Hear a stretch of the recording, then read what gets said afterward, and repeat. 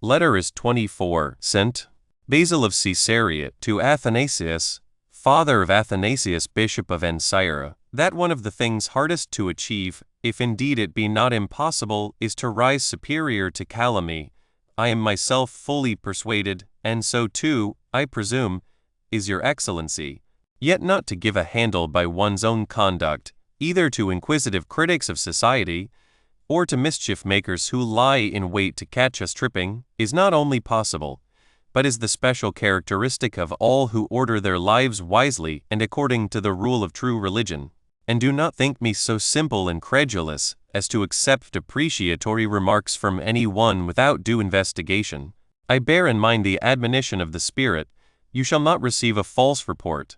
But you, learned men, yourselves say that the seen is significant of the unseen. I therefore beg, and pray do not take it ill if I seem to be speaking as though I were giving a lesson, for God has chosen the weak and despised things of the world, 1 Corinthians 1:27-28, and often by their means brings about the salvation of such as are being saved.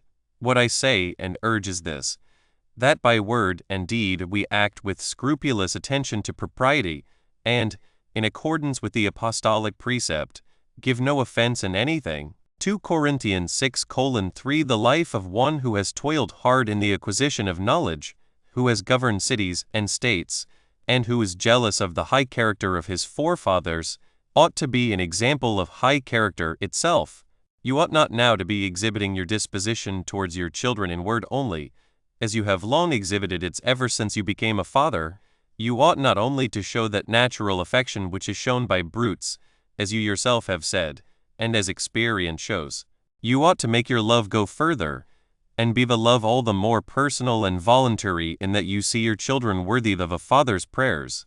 On this point I do not need to be convinced. The evidence of facts is enough. One thing, however, I will say for truth's sake, that it is not our brother Timotheus, the Corpuscopus, who has brought me word of what is reported abroad.